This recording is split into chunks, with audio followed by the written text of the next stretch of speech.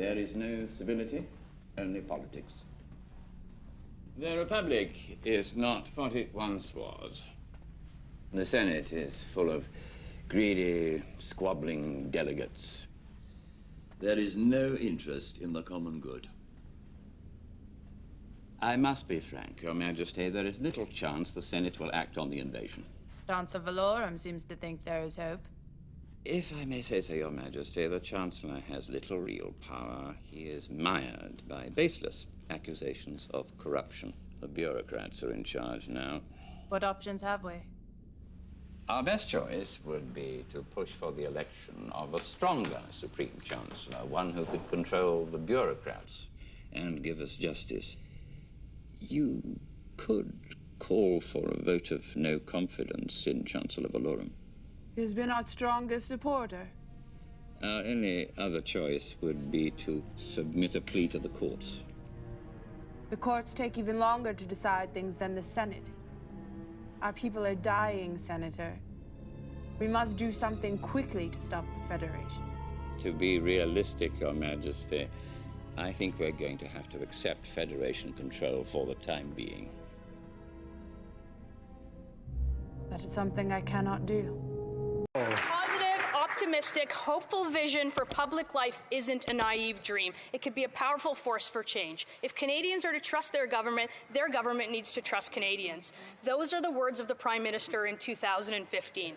These people, very often misogynistic, racist, women haters, science deniers, the fringe. Same Prime Minister 6 years later as he fans the flames of an unjustified national emergency. So, Mr. Speaker, when did the Prime Minister lose his way? When did it happen? You're right, Honourable Prime Minister.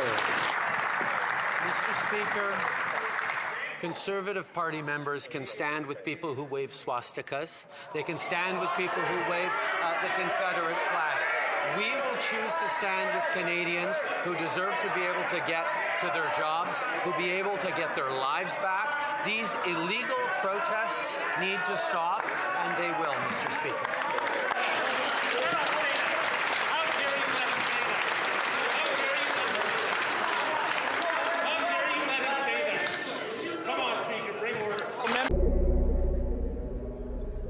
The chair recognizes the senator from the sovereign system of Naboo.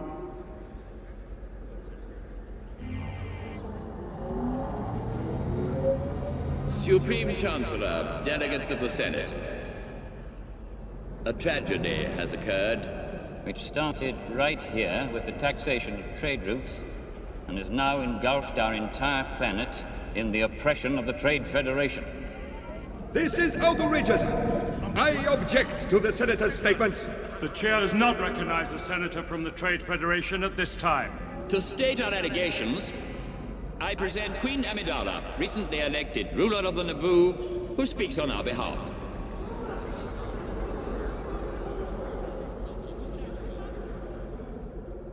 Honourable representatives of the Republic, I come to you under the gravest of circumstances. The Naboo system has been invaded by the droid armies of the Trade. I object! There is no proof! This is incredible! We recommend a commission be sent to Naboo to ascertain the truth. The Congress of Malastare concurs with the Honourable Delegate from the Trade Federation. A commission must be appointed. The point? Excuse me, Chancellor. Enter the bureaucrats, the true rulers of the Republic, and on the payroll of the Trade Federation, I might add. This is where Chancellor Valorum's strength will disappear. The point is conceded. Will you defer your motion to allow a commission to explore the validity of your accusations? I will not defer. I've come before you to resolve this attack on our sovereignty now. I was not elected to watch my people suffer and die while you discuss this invasion in a committee. If this body is not capable of action, I suggest new leadership is needed. I move for a vote of no confidence in Chancellor Valorum's leadership.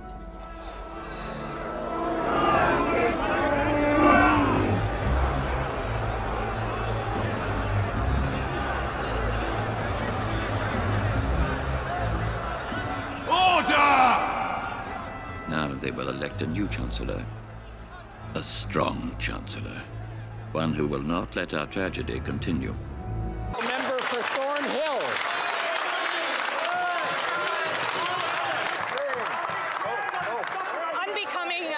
Unbecoming as a Prime Minister.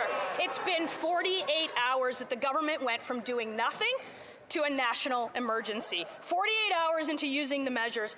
48 hours without providing Parliament with a justification. So my question is simple.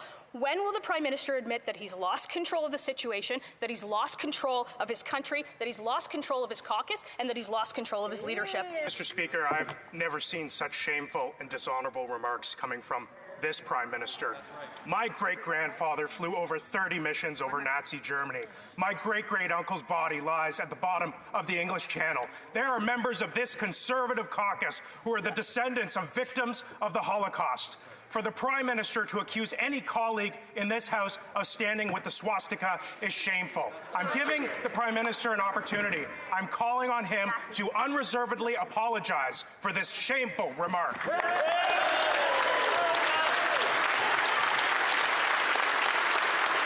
The Right Honourable Prime Minister. Mr. Speaker, Canadians deserve their freedoms back. Mr. Speaker, these illegal blockades that have continued to interfere with people's livelihoods, to interfere with people's daily lives, I have to interrupt the Honourable Prime Minister, so ask everyone to calm down so we can hear the answer. The Right Honourable Prime Minister.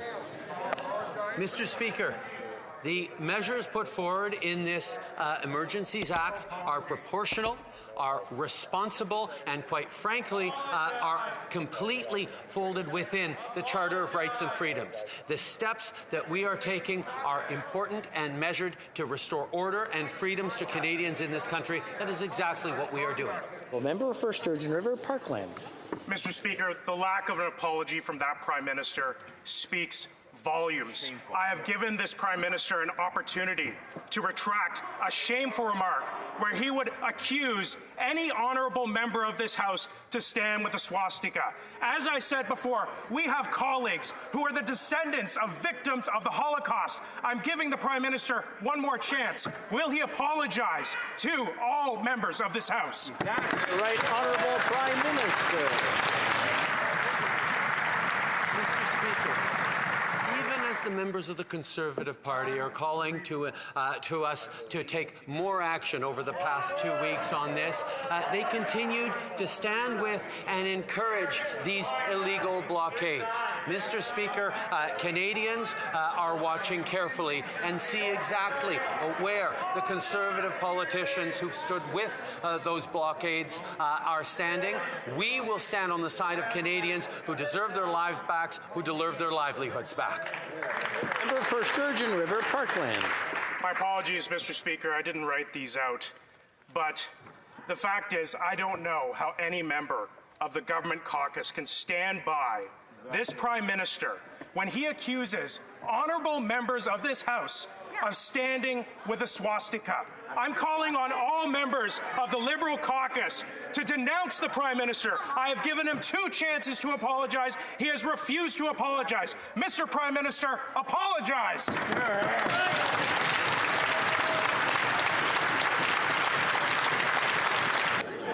Now we have a point of order. The Honourable Member for Thornhill. Mr. Speaker, I am a strong Jewish woman and a member of this House and a descendant of Holocaust survivors, and I have never it's never been singled out, and I have never been made to feel less, except for today when the Prime Minister accused me of standing with swastikas. I think he owes me an apology. I'd like an apology, and I think he owes an apology to all members of this House.